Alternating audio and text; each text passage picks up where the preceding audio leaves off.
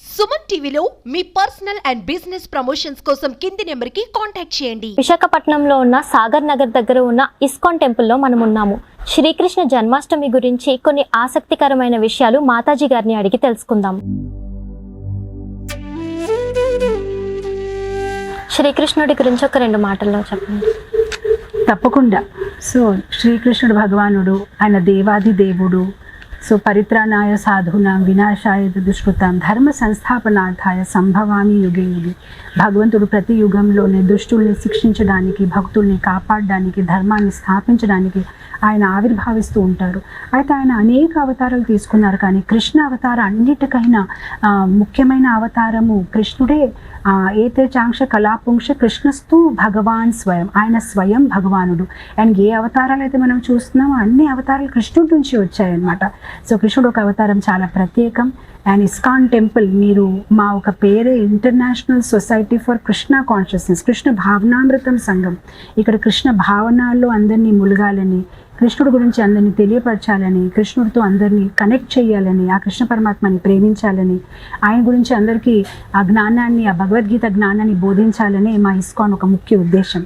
అందు గురించి ISKCON temple కోసం జన్మాష్టమి అనేది సంవత్సరంలో అతిపెద్ద ఉత్సవము అండ్ చాలా ఇంపార్టెంట్ అండ్ ముఖ్యమైన ఉత్సవము. ఎందుకంటే భగవంతుడు మన కోసం దిగి వచ్చారు, మన కోసం అవతరించారు కనుక భక్తులు ఎంత ఆనందంగానే ఈ యొక్క పండుగని జరుపుతూ ఉంటారు. కృష్ణాష్టమి రోజు ఇంట్లో ఉండే వాళ్ళు ఎలాంటి ఏర్పాట్లు చేసుకోవాలి? ఆ రోజంతా ఏం చేస్తూ ఉండాలి? జన్మాష్టమి అంటే భగవంతుడు జన్మించారు. ఎవరికైతే జన్మం అనేది లేదు, భగవంతుడు ఎల్లప్పుడూ ఉంటారు.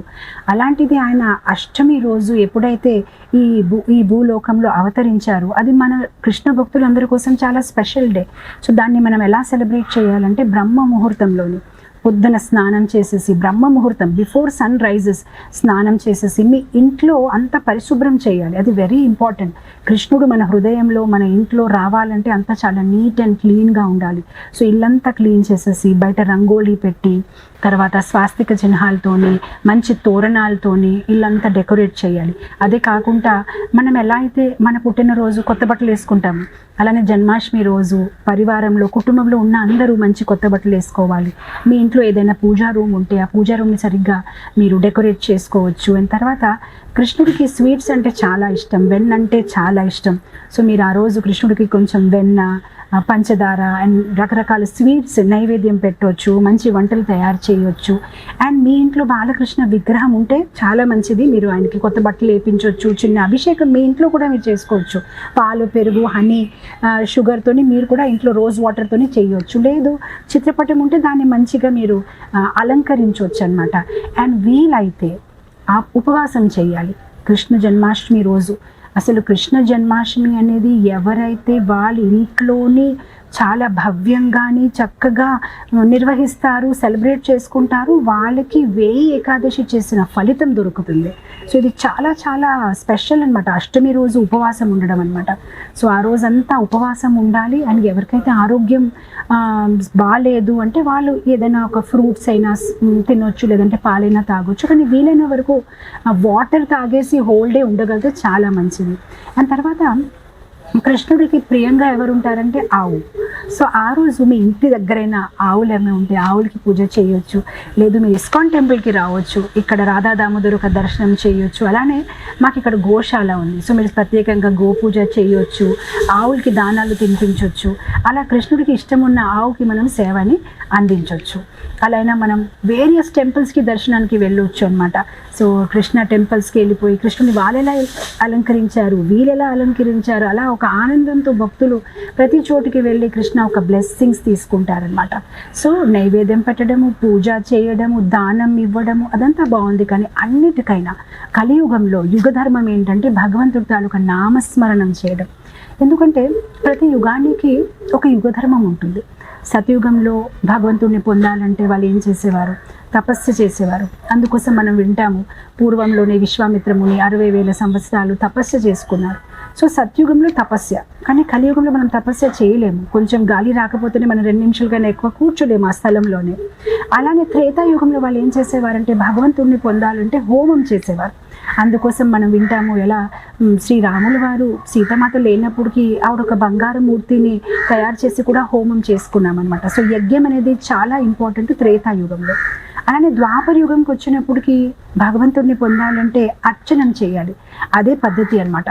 కానీ కలియుగంలో అర్చన చేయడం మనకి సమయం లేదు, యాగం చేయడానికి పవిత్రమైన వస్తువులు మనకి లభించదు, అలాగే తపస్య చేయడానికి మనకి శరీరానికి ఓపిక లేదు. సో కలియుగ మనుషుల కోసము చాలా సింపుల్గా ఉంది.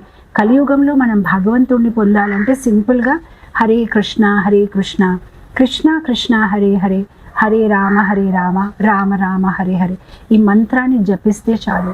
సో ఈ మంత్రము కలిసంత్ర ఉపనిషత్తులోనే అండ్ ఇంకా చాలా ప్లేసెస్లో ఈ మంత్రం గురించి నొక్కి చెప్పబడింది. సో ఉపనిషత్తులోని పురాణాల్లో ఏమంటారంటే హరే నామ ఏవ కేవలం కలు నాస్తేవ గతిరన్యత. ఈ కలియుగంలో హరినామం తప్ప ఇంకా మనకి ఏ దారి లేదు. మనం భగవంతుడిని పొందాలంటే హరినామం చేయాలి. అండ్ హరినామంలో ఈ హరే కృష్ణ మహామంత్రం అనేది చాలా చాలా పవిత్రమైన మంత్రం. ఎందుకంటే ఇది గోలోకం నుంచి కృష్ణుడు ఎప్పుడైతే వేణు వాహిస్తున్నారో ఆ వేణు నుంచి వచ్చిన శబ్దమే ఈ హరే కృష్ణ మహామంత్ర. దేనికైతే మొట్టమొదటిసారి బ్రహ్మ వినారు అండ్ బ్రహ్మ ఆ మంత్రాన్ని పరంపరలో ఇస్తూ ఉన్నారనమాట. సో జన్మాష్టమి రోజు మనం కృష్ణుడిని సంతృప్తి పరచాలంటే, ఆయన్ని ఆనందం ఇవ్వాలంటే మనం హరే కృష్ణ మహామంత్ర జపం చేయాలి. ఇది చాలా ఈజీగా ఉంది, దీనికోసం ఎటువంటి దీక్ష అవసరం లేదు. మీరు హ్యాపీగా స్నానం చేసి పూజా గదిలో కూర్చొని హరే కృష్ణ కృష్ణ కృష్ణ హరే హరే, హరే రామ రామ రామ హరే హరే, దీన్ని మీ జపమాలతో చేసుకోవచ్చు, లేదంటే మీరు చేతులతో లెక్క పెట్టి చేసుకోవచ్చు. మన ఇస్కాన్ టెంపుల్లోనే ఆ జపమాల కూడా మీకు అందుబాటులో ఉంటాయి. సో ఈ హరే కృష్ణ మహామంత్ర 16 మంత్రాలు చాలా పవిత్రమైన మంత్రాలు. ఎప్పుడైతే ఈ మంత్రాల్ని మనం జపిస్తామో మన అన్ని దుఃఖాల నుంచి దూరం అవుతారు, మనం పూర్వంలో చేసిన పాపాల నుంచి విముక్తులవుతాము. అలానే కృష్ణుడి పట్ల ఆసక్తి ప్రేమ పెరుగుతుందన్నమాట. సో చాలా చాలా ఇంపార్టెంట్ మంత్ర. సో అలా మీరు జన్మాష్టమి సెలబ్రేట్ చేయొచ్చు.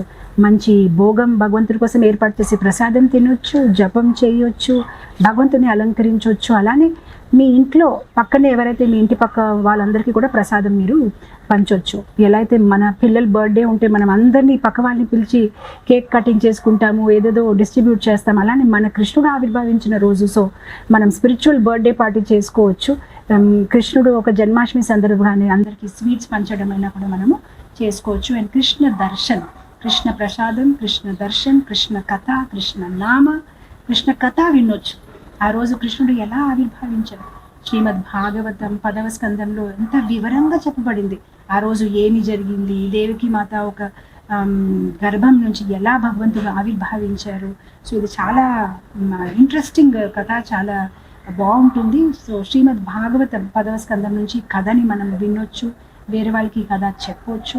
అలా కృష్ణ కథ వింటూ, కృష్ణ ప్రసాదం తీసుకుంటూ, కృష్ణ రూపాన్ని దర్శిస్తూ, కృష్ణ భక్తులు ఒక సాంగత్యంలో కృష్ణ కీర్తన చేస్తూ ఈ కృష్ణ జన్మాష్టమిని మనం సెలబ్రేట్ చేసుకోవచ్చు.